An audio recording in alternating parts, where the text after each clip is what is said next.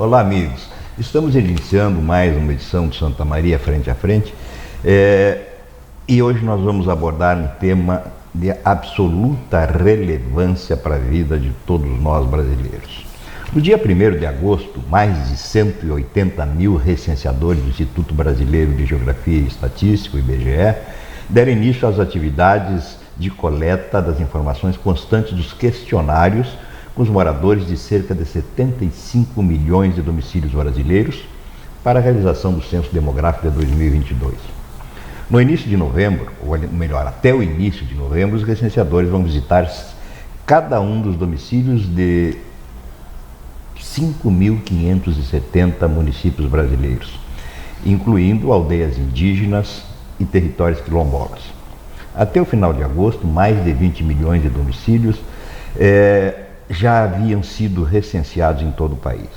Para sabermos mais detalhes, tirarmos dúvidas, esclarecermos os nossos amigos telespectadores, de todos, enfim, quantos nos assistem, tirar todas as dúvidas sobre o censo de 2022, o programa Santa Maria Frente a Frente de hoje tem a satisfação de receber Mário de Ávila, coordenador de área do IBGE, Josiele Martins, Josiele Antunes, coordenador de subárea, do IBGE, e o Robson Ferreira Lançanova, que é supervisor do IBGE. Nós temos, evidentemente, um elenco de situações para nós conversarmos, mas eu começaria, Mário, se me permite te chamar assim, e vamos deixar o programa bem claro, que não tem senhoria, pelo menos, até pelos nossos cabelos já mais descoloridos, né? Que em princípio levaria as pessoas a, senhor, não sei o que, não, que é senhor nada. Muitas pessoas têm dúvidas sobre efetivamente de que se trata o censo, né? Por que está acontecendo esse movimento em torno da obtenção de informações a respeito da vida de cada um de nós brasileiros? Que tipo de pesquisa é, Mário, o censo demográfico? E se pudesse resumir, digamos assim, fazer um resumo da história censitária e da história do censo realizado no país, né? Que tivemos uma interrupção, esse que está acontecendo agora era para ter acontecido em 2020, né? Poderia fazer essa introdução para nós, por favor? Sim. Bom dia a todos, né? E, Candinho, assim, o censo, né? Ela é a pesquisa mais importante de todas as pesquisas que o IBGE realiza, né? E ela é fundamental para o país, né? Para todo o planejamento de políticas públicas, enfim, uma série de ações governamentais e privadas também, né, são extraídas, né, ou planejadas a partir do censo, porque o censo é a única pesquisa que vai a todos os domicílios do país, né? Então o objetivo do censo, né, é o todo. Então nós estamos à cata de cada domicílio, né, e das pessoas que habitam neles, né, para a gente saber as condições de habitação de todas as pessoas, né, a condição de vida delas, né, condições de trabalho, escolaridade e outras questões mais que são abordadas no censo, né. Como você falou, né, esse censo era para ter o intervalo dos censos, né, é de 10 em 10 anos, né. Então a gente houve, devido à pandemia e depois por problema de orçamento também, problema orçamentário, a gente está fazendo esse censo agora em 2022, né? Mas enfim, o censo é fundamental para qualquer país, para qualquer estado, para qualquer município, né? E até dentro dos municípios, né, a gente tem a possibilidade de de ter áreas de apuração, assim, de a gente ter a informação por bairro, né, como Santa Maria, né, por distrito, né, população urbana e rural, ações que podem ser geradas a cada comunidade, né, dentro dessas localidades, né, dentro dessas divisões que os municípios apresentam, né. Então é fundamental, não dá para a gente imaginar que um governante ou algum administrador, né, não vá utilizar os dados do IBGE. A carência desses dados é imprescindível, né, para qualquer ação, né. Até empresas também que vão se estabelecer em alguns municípios, né, elas podem pegar o perfil, a característica das pessoas que moram em determinada área da cidade ou em determinado município para implantar uma empresa, né. É a partir dessa radiografia, digamos assim, da sociedade brasileira, né, Olha, uma tomografia computadorizada, né? Dá para se dizer assim. Se tem realmente um espelho da realidade social, a partir do qual essas políticas públicas que tu referiste podem ser programadas e implementadas, né? Porque fazer, digamos assim, vamos pegar Santa Maria como exemplo, né? Digamos do ponto de vista da administração municipal, vai ter um retrato a partir do censo com as informações todas relativas a cada bairro da cidade, né? E que tipo de situação tu encontras e, por via de consequência, as demandas daquela região em relação às necessidades fundamentais, né? Então, o censo, nesse aspecto, seria até desnecessário acentuar a importância que tem, né? E, por via de consequência, a importância de que as pessoas, ao serem visitadas pelos recenseadores, se disponham a prestar as informações corretas, tenham a paciência, porque também não é tão demorado, né? E para responder os questionários de forma adequada, de tal maneira que esse retrato que a gente está sendo buscado possa ser fiel, né? Fiel à realidade, em função da qual os reflexos futuros virão em termos de políticas públicas, não, até de empreendimentos privados, né? Quer dizer, a partir das informações que se tem, olha, num bairro, vamos pegar Santa Maria, quadro Tancredo Neves, por exemplo. A partir das informações, sei lá, uma determinada atividade empresarial, o empreendedor pode, puxa vida, mas essa situação é uma situação que permite que eu invista lá, porque provavelmente eu vou ter retorno, né? Pelas características daquela localidade. Por isso eu queria que, não sei, pode ser tu, José, acentuar a questão da importância de que as informações fornecidas sejam precisas, né? Que as pessoas se disponham a atender, receber adequadamente os recenseadores e prestar essas informações para o preenchimento dos questionários. Só reforçando, né, bem como você tinha falado, né, que é um retrato da sociedade. A gente até usa esse termo, né, uma fotografia, né, da data, né, no caso. E é isso, e aí vai articular todas as políticas públicas, né, até a questão que teve da pandemia, né, a falta de informações, né, que teve, né, que as informações, a diferença que essas informações vão fazer no uso disso.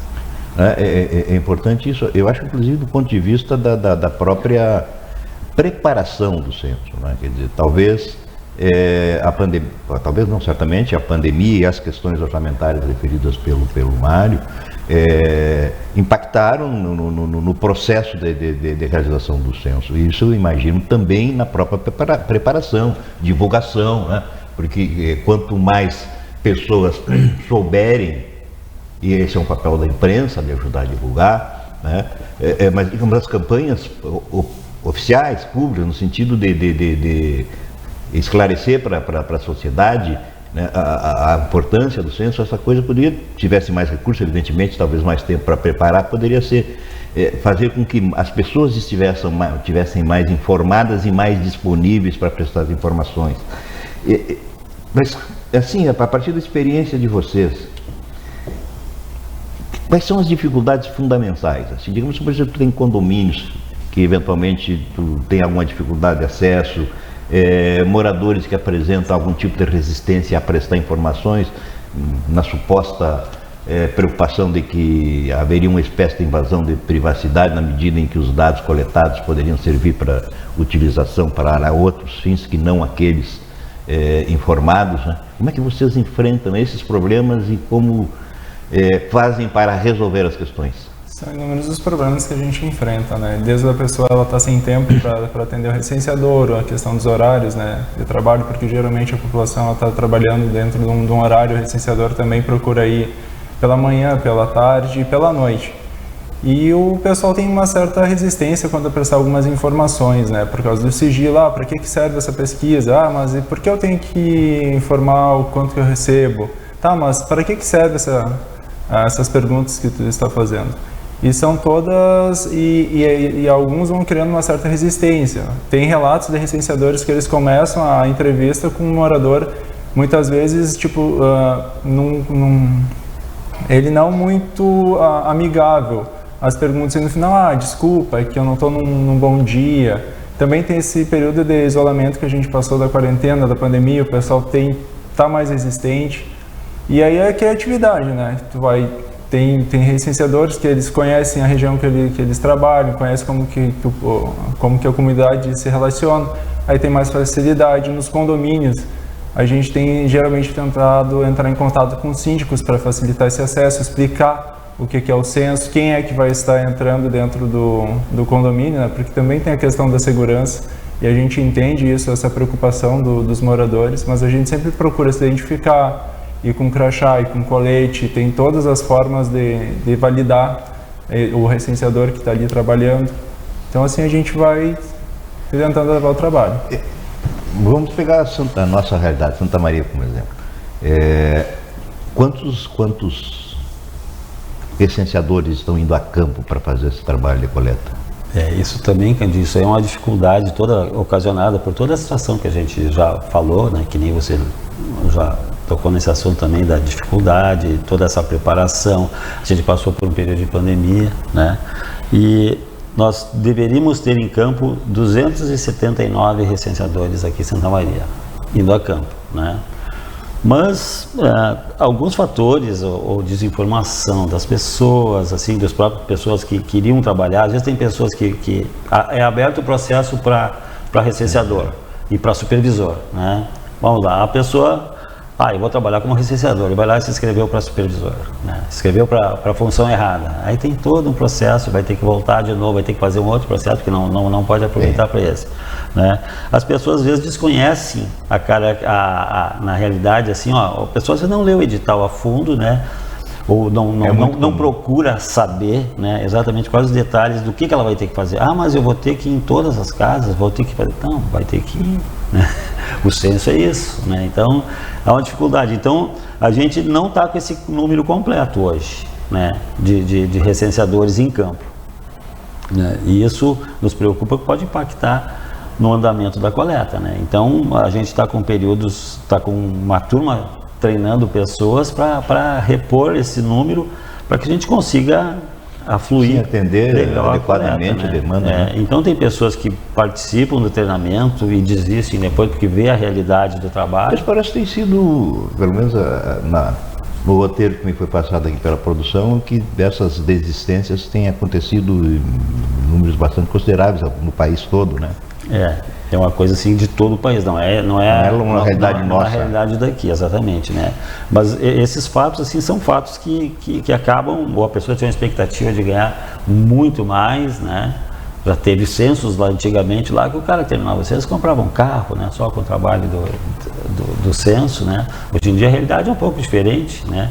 Então a expectativa às vezes é frustrante para eles quando fazem as contas e imaginavam lá que eu vou ganhar 10 mil reais. Não, mas não é assim, para chegar lá vai ganhar isso, mas vai ter que trabalhar bastante. Às vezes a pessoa não tem a disponibilidade de tempo também, né?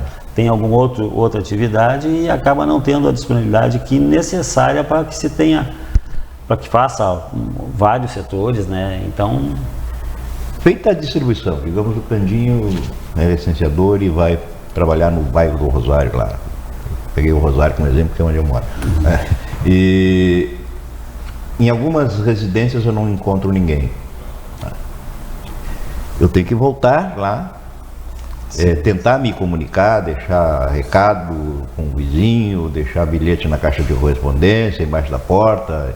Deve ser esse o procedimento, no sentido de tentar, de todas as maneiras, para obter as informações. Questão das ausências, a recomendação é: o recenseador ele vai chegar no domicílio, ele vai verificar se aquele domicílio é ocupado ou não. Caso seja ocupado, ele vai tentar o contato. Não obtendo o contato, a gente tem uma folha de recado que a gente deixa o nome do recenseador, o número de telefone para contato, o código da residência dele. Ele pode entrar em contato com esse recenseador para marcar um horário para coleta presencial, uma coleta por telefônico, a depender do caso.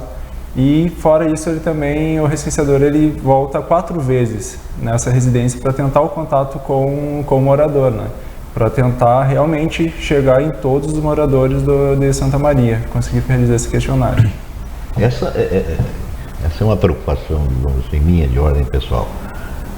pelos dados do censo anterior, Santa Maria hoje teria 270 e poucos mil habitantes, seria isso? A estimativa, a última estimativa é 281 mil, essa é a estimativa. Data máxima vênia, usamos expressão comum, digamos, do linguajar jurídico. Eu acho, a impressão que eu tenho, que é uma coisa absolutamente aleatória, não tem nenhuma base científica, é uma percepção. Eu acho que é mais, acho que nós temos uma população maior. E eu tive, no censo passado, contato com várias pessoas que não foram recenseadas, tá? E uma situação assim que eu acho anômala é de uma pessoa que havia se formado aqui em Santa Maria, concluído um curso superior, e que estava morando aqui, mas não tinha atividade, não desenvolvia ainda nenhuma atividade econômica, estava procurando emprego, etc, etc. O recenseador disse para ela que ela não podia ser recenseada aqui em Santa Maria porque ela era estudante que na verdade não morava aqui, ela já tinha concluído, volto a repetir, ela já tinha concluído o ensino superior, né? Vai ter que ser recenseada lá em Jaguari, de onde tu vens, onde está a tua família. Aí quando foram recensear em Jaguari, lá repetiram, olha, tem uma filha que está em Santa Maria. Não, mas Santa Maria ela não vai ser recenseada, não pode ser incluída aqui nessa residência, ela tem que ser Santa Maria. Esse tipo de problema, vocês têm conhecimento de que aconteça, e isso depende muito digamos assim, da visão de cada recenseador, ou há uma orientação em relação a solucionar, dar um tipo de solução para essas questões? É a questão da data de referência, né? A gente, na nossa data de referência, é meia-noite do dia 31 de julho para o dia 1º de agosto. Mas se a pessoa ela tem a residência fixa e ânimo de residência em Santa Maria, ela é morador. Claro que existem as questões, os conceituais, por exemplo, de não morador, que é a pessoa que ela não... Também entra a questão da ausência, por exemplo, essa questão que tu referiste da pessoa que é estudante aqui em Santa Maria. Digamos que ela só venha para estudar em Santa Maria, mas ela faz o semestre na faculdade, nas férias ela volta para o município de origem. Para o IBGE, essa pessoa não é moradora de Santa Maria, ela é moradora da cidade dela, ela só está estudando aqui.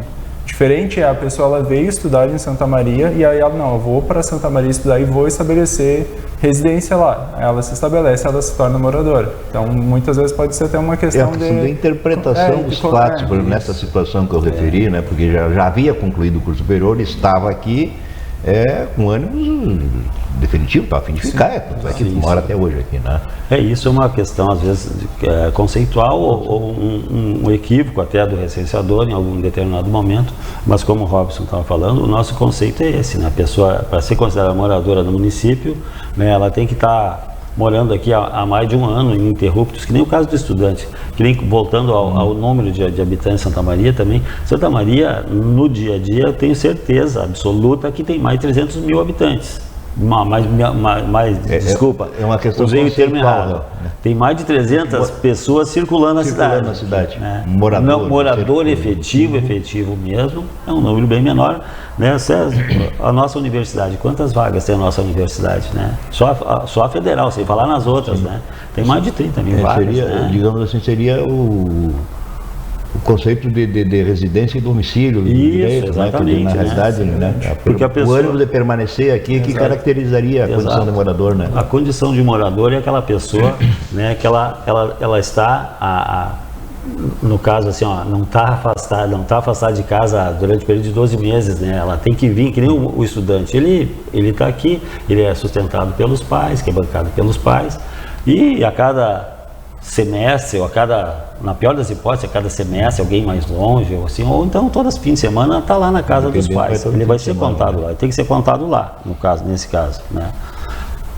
Agora, se a pessoa estiver afastada há mais de ano, não volta para casa, embora esteja estudando, aí é outra coisa. E também, se entrar mais fundo assim na questão conceitual, aquela pessoa que migrou para não retornar para casa, né? Aí seria o caso, talvez o caso esse que você estava falando. Né? Ela saiu, se formou, mas ela não vai voltar mais a morar com os pais. Ela saiu, está esperando um emprego aqui, né? Pode ter ocorrido lá talvez até no processo da comunicação Isso, tenha sido, talvez. Né, havido um ruído na comunicação e feita a interpretação de que haveria uma condição ainda dessa de estudante, nesse caso concreto, né? Porque essa condição, né, Candinha, assim, ela pode ser também no município de origem. Os pais mesmo podem facilitar isso, dizer, não, minha filha está lá em Santa Maria, né? Claro, às vezes escapa não que ela seria moradora lá na realidade, né, um caso desse, e dizer o contrário, né? Então a gente sempre até tem municípios que estão brigando lá por uma faixa de retorno do FPM. Porque em função da importância do número de habitantes, né? A questão das políticas públicas que nós referimos no início, mas o próprio retorno, né, tributário a partir do fundo de participação dos estados e municípios, né? Então tem que ter bastante cuidado nisso, mas essa questão conceitual é bem complicada para algumas situações, assim, né? Tem que estar bem ligado nisso. Então é importante que as pessoas saibam também a importância disso, como a gente estava falando lá, de cada informação que ela presta, né? Essa do morador também é fundamental, que eles tenham esse conhecimento também, que seja explicado para eles, né, como funciona, né? Como é que é determinado. Certo. Aquela referência que eu fiz ao exemplo hipotético do Candinho licenciador, cada um recebe, digamos assim, a divisão de tarefas, né, por licenciador é distribuída regionalmente, digamos, divide a região em tantas, a cidade em tantos. A cidade de Santa Maria, assim, ela tem 444, acho que é 440, mais de 400 setores que são áreas de trabalho do licenciador. Essas áreas de apuração, que são os setores, no caso, os setores formam as áreas de apuração, formam os bairros, então não vai ter nenhum bairro ou um distrito que tenha metade de um setor. Né? Nós podemos ter um setor lá criado por critério legal. A prefeitura criou uma lei criando um bairro aqui, o bairro Diário de Santa Maria. Criou só isso aqui, nós o IBGE vai lá e o bairro Diário de Santa Maria está criado aqui. Né? É um setor e vai ser distribuído para um recenseador. Assim como os setores que devem ter em média de 300 domicílios, os setores urbanos, né, são distribuídos para cada recenseador. Só que cada setor desses eles vão montar o bairro, no caso, vamos chegar para o bairro que é a menor área de apuração que a gente tem dentro do município. Todos os bairros vão ser compostos por setores ou por um setor até, se for o caso, né? Que vai representar. Esses dados vão ser divulgados depois a nível de bairro, né? Certo. Deixa-me ver uma coisa, não sei como é que nós andamos no tempo, não. Acho que ainda temos um tempinho, então podemos continuar. Qualquer pessoa que more num domicílio pode responder, se tiver evidentemente as condições, não vai pegar uma criança, né? Quer dizer, independe de quem, se é marido, mulher, filho, adulto, qualquer um que tenha as informações pode responder o censo. Sim. Até talvez esse seja o caso da pessoa que diga que não foi recenseada. Talvez tenha sido outra pessoa da família que tenha respondido por todos, né, no caso. Não, nos casos que eu referi, inclusive o prefeito na época não foi recenseado. O prefeito não foi. Pelo menos ele disse, né? Que teve muitos casos, assim, até no passado, em outros censos, a pessoa dizer que não tinha sido recenseado e a gente mostrar o questionário com a informação da mulher, a esposa. Tem um problema de comunicação. Tem falta de comunicação, né? Por exemplo, eu fiquei sabendo que nós já tínhamos sido recenseados na minha casa uma semana depois. Comentando alguma coisa, mas já passaram aqui, já respondi, então peguei, né, o questionário mais simples, foi rápido, não tem problema nenhum. Acontece. Não, mas acontece isso, né?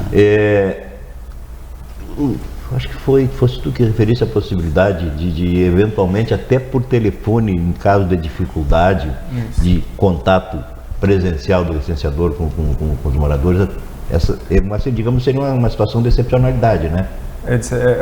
A preferência é o questionário presencial. É o recenseador com o morador no domicílio. Até eventualmente pela internet haveria essa possibilidade nesses casos mais extremos, assim, de dificuldades, né? Haveria possibilidade também. Vamos voltar mais uma vez aqui, Mário, vamos acentuar bem essa coisa do receio que os moradores têm de fornecer determinadas informações. achando que isso pode ser utilizado de alguma forma em desfavor deles, quando é justamente o contrário, né? Isso, é bem assim. As pessoas têm que ter a consciência, né, de, assim, ó, de que a gente tenha informações consistentes, né, porque elas vão estar mostrando a realidade da comunidade, do município, né, de onde moram, enfim, né, e elas não precisam ter receio, tem que confiar que existe uma legislação que protege a informação, que é a lei do sigilo, né? Ela protege as informações. Então, e algumas informações também sobre valores no questionário, que são digitadas no questionário, ela desaparece no próprio questionário. Se o recenseador, falando em valores, né? Se a pessoa não se sentir vontade de dizer o seu salário, o recenseador pode deve oferecer para que a pessoa digite no aparelho os valores. Se o senhor digitou, deu ok ali, sumiu aqueles dados. O recenseador não vê mais. Não vai nem... Né? E mesmo que o recenseador ele digita os valores, se voltar de novo ali, aparece só 4 pontinhos ali, né? Sim, não tem mais... Não tem acesso a essa informação. A possibilidade de visualizar a informação. Vai pegar o aparelho e olhar quanto é. Não, isso aí vai para o sistema, e isso respeitado, tudo isso, né? Muito bem. Nós precisamos fazer um intervalo, já estou sendo cobrado mas eu não quis interromper mais, porque eram importantes essas informações. Então nós vamos fazer um intervalo rápido e já retornamos.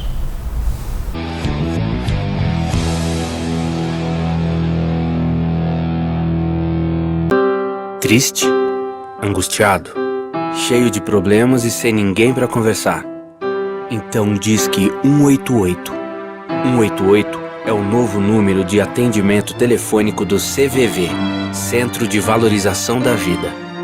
De orelhão, celular ou telefone fixo, a ligação é gratuita e funciona 24 horas todos os dias. Ligue 188 e receba apoio emocional. Com atendimento pautado na proximidade junto ao cliente, a Quatrum busca sempre a confiança a partir do trabalho e dos resultados satisfatórios para seu negócio. A grande preocupação da instituição particular não é só unicamente a questão acadêmica, mas a questão negocial também. E para a tomada de decisão é preciso ter equipes e pessoas capacitadas. Isso para nós é muito importante porque imprevistos acontecem a todo momento e a gente precisa ter hoje profissionais que possam dar essa assessoria a qualquer momento, quando for necessário. Eles estão sempre disponíveis para vir à empresa, eles vêm na empresa. Isso para nós é muito prático, é fácil de resolver os problemas dessa forma. Eu acredito que, talvez em função de uma estratégia de trabalho deles, eles são muito organizados, né? E ao mesmo tempo prestativos. Nós confiamos muito no trabalho deles, eles são pessoas maravilhosas, muito acessíveis e principalmente muito comprometidas. De processos organizacionais a cálculos tributários, fiscais e trabalhistas, oferecemos um serviço personalizado de consultoria, sempre apresentando nosso trabalho da maneira mais didática ao cliente, buscando transparência em tudo o que fazemos. A Quatrum é um dos nossos grandes colaboradores, responsável pela parte contábil, pela parte tributária, pela parte trabalhista, na gestão do nosso negócio. Quando a Quatrum entrou, quando nós fizemos essa parceria com eles, facilitou para nós a gente poder ter mais tranquilidade para poder trabalhar. A característica mais importante da Quatrum para a gente é a agilidade na prestação do serviço. A rapidez e a eficiência na resposta das nossas demandas. Ter a Quatrum como parceiro, eu diria assim, é despreocupar com a parte contábil. E para ser um grande negócio é preciso que tenha equipes. E o nosso crescimento, ele é fruto desses colaboradores. E a Quatrum é um grande colaborador que foi responsável e está sendo responsável pelo nosso crescimento institucional. Seja para folha de pagamento, contabilidade ou cálculos fiscais, o que você precisar, a Quatrum resolve. Quem escolhe a Unicred tem muitas vantagens e exclusividades. E agora, também tem o Unicred Visa, o cartão de crédito mais aceito no mundo. Qual cartão você vai ter? Infinity, Platinum, Gold, Classic ou Electron? Com o cartão Unicred Visa, você tem a segurança de receber confirmação de compras por SMS, e a conveniência de ter sua fatura na palma da mão. Tem a exclusividade de um app próprio com acesso a um programa de recompensas único, que proporciona resgate de pontos em produtos e serviços de luxo. E ainda gera mais resultados para a sua cooperativa, ou seja, para você. Escolha o cartão que é aceito no mundo inteiro e é todo seu. Escolha Unicred. Fale com seu gerente de relacionamento e peça já seu cartão Unicred Visa.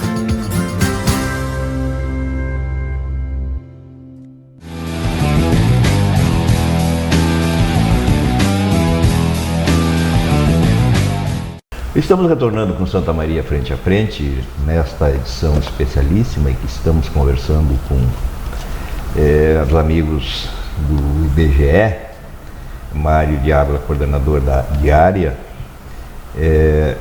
a Josiele Antunes, que é coordenadora de subárea, e o Robson Ferreira Lançanova, que é supervisor do Instituto Brasileiro de Geografia e Estatística, o IBGE. Estamos falando sobre a questão do censo demográfico de 2022 e tentando tirar dúvidas, esclarecer, de tal maneira que nós possamos levar uma mensagem assim, no sentido de que a população receba bem os recenseadores, que preste as informações, que se criem condições anímicas e ambientais favoráveis a que se obtenha, que os recenseadores obtenham nessa pesquisa as informações necessárias ao preenchimento dos formulários, dos questionários, que são 2, agora vou pedir para o Mário explicar, ou para o Robson, ou para a Josiele, a diferença dos questionários e o porquê disso,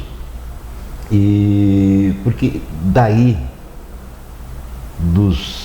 das informações que forem obtidas, é que nós vamos criar as condições, e o Mário usou no intervalo, enquanto conversávamos aqui, uma expressão que esclarece em bom aspecto as coisas.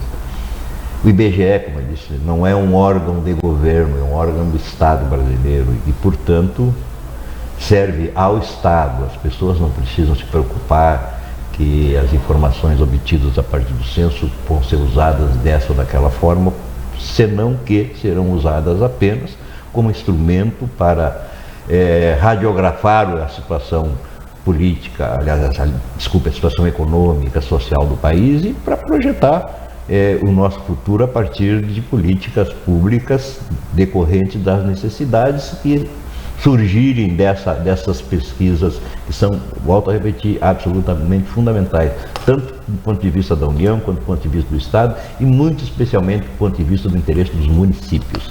Mas, Mário, esclarece para nós a questão dos questionários diferenciados.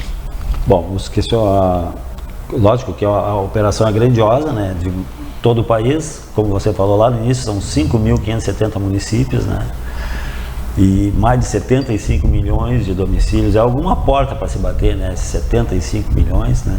Pelo amor de Deus. Se a gente baixar para Santa Maria, aqui a gente espera bater em mais de 115 mil portas, né, é alguma coisa também, né.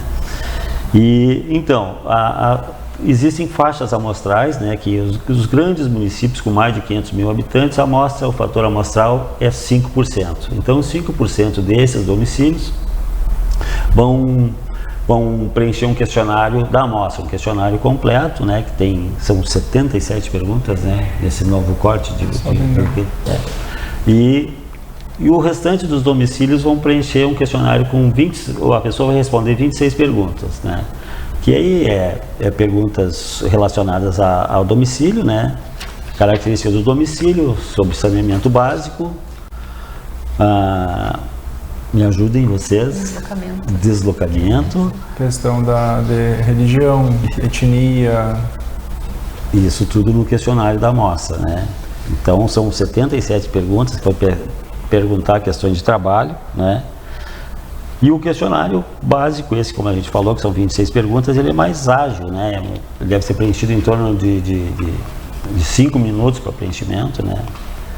Ele vai pegar, como eu tinha falado antes, ele vai pegar as características do domicílio, né? Informações sobre os moradores, né? E também o saneamento básico, como eu tinha falado, né? Pergunta se tem rede de esgoto, o abastecimento de água, de que forma que ela é, o abastecimento de água, né? Se tem canalização de esgoto, se tem banheiro, como é que é feito o escoadouro desse banheiro, coleta de lixo, né? Também sobre coleta de lixo também. São os dados fundamentais assim, para saneamento básico dentro dos municípios, dentro de uma localidade, dentro dos bairros, né? É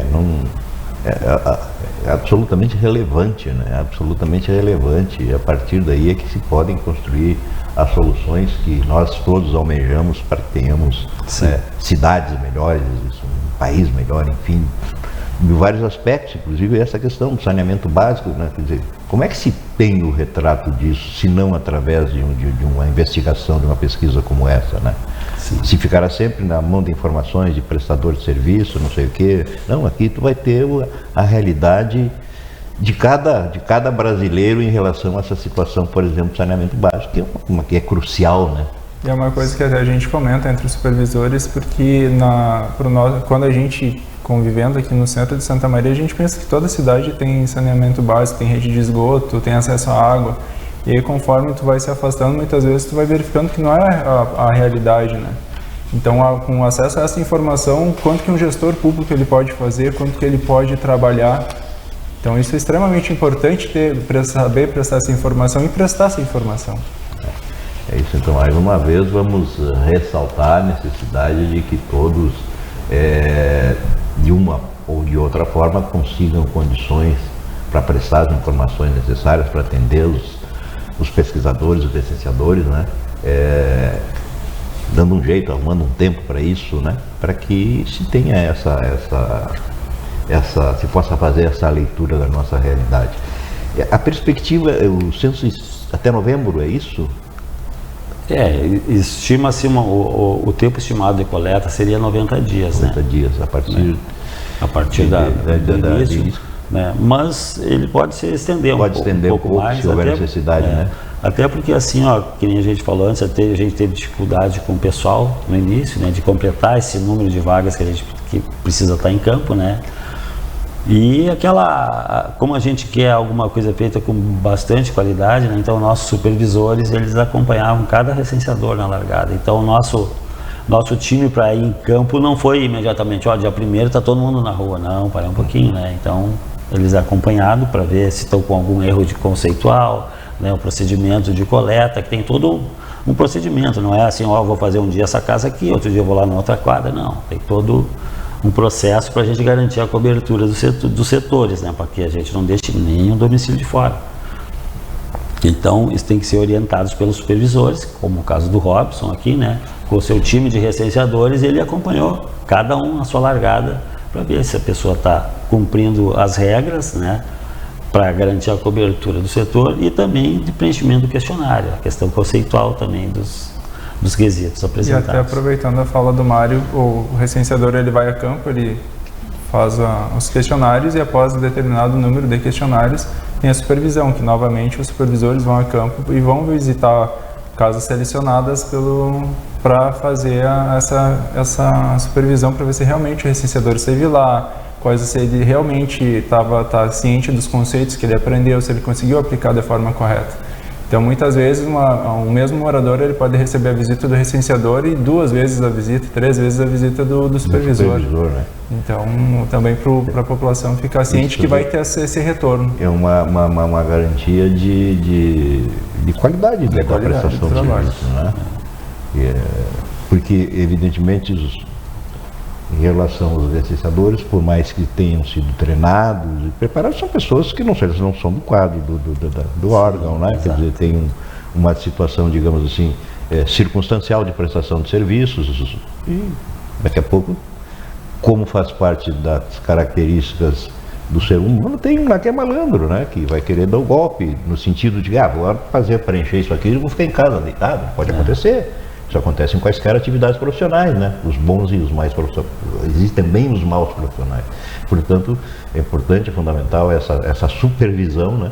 efetiva no sentido de garantir a própria credibilidade do processo, né? Sim. Isso Candinho, também, assim, a gente avançou muito, o IBGE avançou muito nesse processo, né, de supervisão para garantir essa qualidade e também, como você entrou no assunto, né, daquele malandro, aquela pessoa que quer facilitar a sua vida, né, achando que está ganhando. O nosso sistema hoje, a gente chama-se SIGC, que é o Sistema de Acompanhamento Gerencial da Coleta, né, que a gente sabe a cada coordenada, que cada domicílio vai ser uma coordenada, para a gente garantir que, um GPS lá. Isso, que foi ali. E fica registrado quando ele abriu um questionário, que ele fez o questionário, aonde ele fez isso, né, se foi naquela casa ou não, se foi naquele endereço. A gente tem o trajeto que ele fez, todo o trajeto que ele fez, com data e hora que ele passou naquela rua, naquela face, né? Tudo isso está ali. Então a gente tem muitas ferramentas que a gente já no censo passado, já até no agro, a gente andou encontrando alguém que achou que ia ser fácil a vida de uma maneira mais fácil, né? E estão respondendo hoje, né, sobre isso. Por isso. Tá, é importante esse esclarecimento. Inclusive, né, ao final, o recenseado tem que formar o CPF, né? Sim. Tem que formar o CPF. Quer dizer, eu pergunto, evidentemente, se alguém for tentar inventar um CPF, isso vai ser, o sistema vai recusar, né? Mas assim, Candinho, a gente sabe, né, a gente falando do receio das pessoas em dar informação, em prestar informação, quando chega na questão do CPF, né, às vezes causa um impacto, assim, toma, tu não quer, o CPF cruza com tudo, que coisa. Não é obrigado a pessoa a dizer o CPF. Não é obrigado. Não é obrigatório. Tá? Não é obrigatório. Né? Mas as pessoas que estão tranquilas, né, elas fornecem. Eu acho que a grande maioria dos questionários que estão, as pessoas estão dizendo o CPF, estão acreditando no nosso trabalho e na confiabilidade, né, na credibilidade. E até voltando a esse assunto também, vocês viram que a gente está fardado aqui, na dúvida, 0800 721 8181, né, tem um QR Code aqui, que pode ser verificado também facilmente se aquela pessoa é do IBGE. Ou então entrar no site do IBGE, www.ibge.gov.br, que já a primeira coisa que aparece ali quer se certificar que tem um recenseador, não me lembro agora como é que está o termo certo. Só botar esses dados aqui da pessoa e vai dizer se a pessoa está trabalhando para o IBGE ou não. Isso dá mais tranquilidade para as pessoas também. Né? E são os benefícios da tecnologia, né? Isso. Como tem algum outro que pode não ser tanto assim, mas esse é positivo, altamente positivo. Exatamente. Eu acho que sim, não sei se vocês teriam algum aspecto que gostariam de esclarecer em relação às atividades do censo, alguma coisa que nós tenhamos deixado passar e que vocês achem que seja relevante?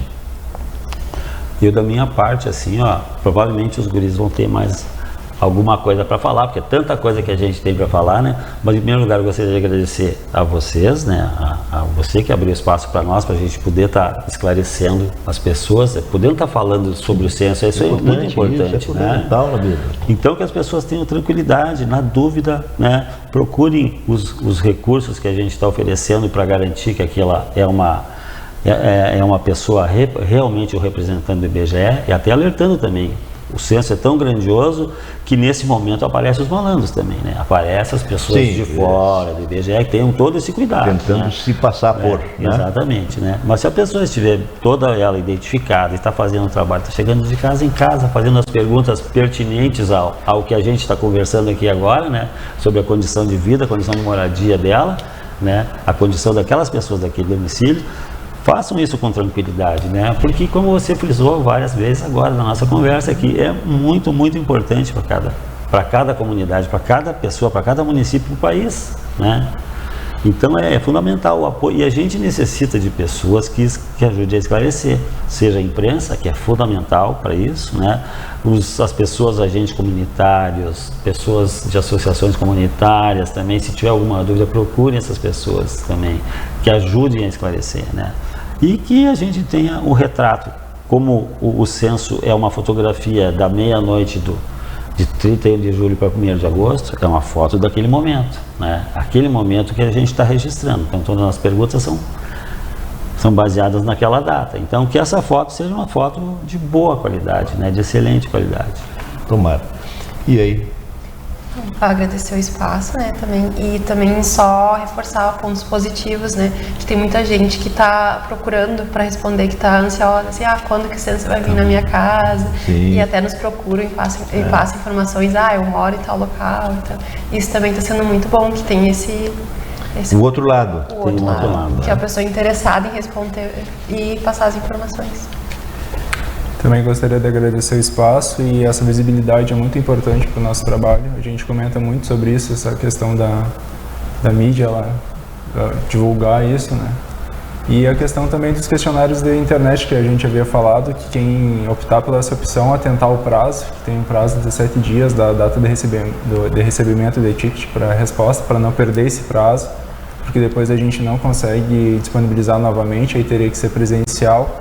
E sobre a questão do segredo das informações, do sigilo das informações, né? Todas as informações que forem prestadas por IBGE, somente o IBGE que vai processar, nenhum outro órgão do Estado vai ter acesso a essas informações. Então, para as pessoas não terem medo, elas não vão perder nenhum benefício, não vão perder nada e só vão colaborar, né, para o desenvolvimento da sua cidade.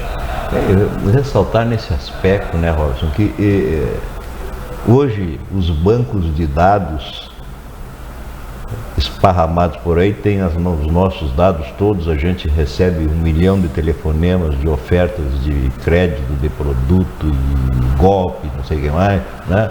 Quer dizer, quando tu depara com um órgão como o sumário, que é um órgão para servir o Estado, que é do Estado e não é para servir governos ou pessoas, puxa vida, não vai desaproveitar essa chance de ajudar o Estado a criar condições para que políticas públicas venham adiante para resolver os problemas das populações, daquele setor, daquele local, daquela vila, daquele bairro, daquela cidade, né? E até a questão da gerência desses dados que o IBGE tem, realmente vai ser utilizado para o bem da população, enquanto esses dados privados, eles são vendidos.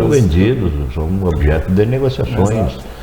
Espúrias na maior parte das vezes, não é? Com certeza. Mas então é isso, nós ficamos extremamente agradecidos, extremamente felizes pela oportunidade de contar com a participação de vocês, Mário, Robson e Josiele, e se necessário até o final do processo do licenciamento, nós conversaremos outras vezes, se vocês entenderem que é fundamental, que tem alguma questão, façam contato conosco e nós damos um jeito de, quem sabe, fazer um segundo programa, né, sobre o tema. Só uma pergunta, depois de concluído o censo, quanto tempo se terá a divulgação dos resultados do mesmo? Tem ideia disso? Dos dados preliminares, já, Candinho, esses dados preliminares, assim, tipo, população, lógico que não vai ser o dado definitivo, né, poderá ter algum ajuste, alguma coisa, né, mas esses dados básicos, assim, eles já, logo no final, já vai se ter. Está disponível e tal. Diferente lá de quando eu entrei no IBGE, que os dados definitivos são 5 anos depois, né, tudo. Agora... Antes de encerrar, vou confessar uma frustração. Deve ter sido 1970, deve ter sido. Era bem jovenzinho e me candidatei para uma vaga de recenseador. Foi feita uma seleção pública, acho que foi no ginásio do Corinthians, salvo o melhor juízo, assim, aquele troço lotado, e eu não fui aprovado. Fiquei decepcionado.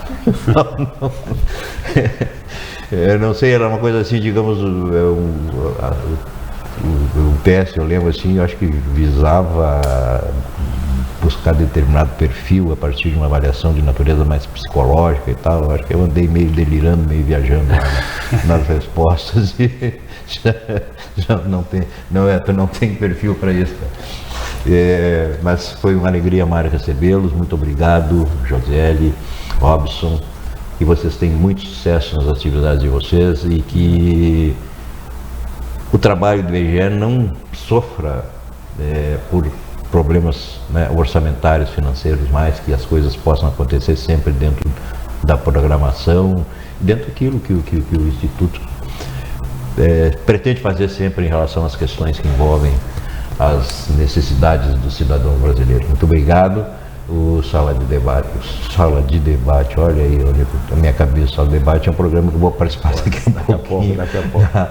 Ao lado aqui na Antena 1. Ó, Antena 1 não, já era, CDN. Muito obrigado pelo carinho dos nossos telespectadores, de quem teve a paciência de nos ouvir. Eu tenho certeza que todos foram bem esclarecidos. Se dúvidas houvessem, sempre há dúvidas a respeito dessas questões, relativamente ao processo do recenseamento deste ano de 2022. Muito obrigado mais uma vez ao Mário, a Josélie e ao Robson, que representaram aqui brilhantemente o Instituto Brasileiro de Geografia e Estatística. Voltamos numa outra oportunidade.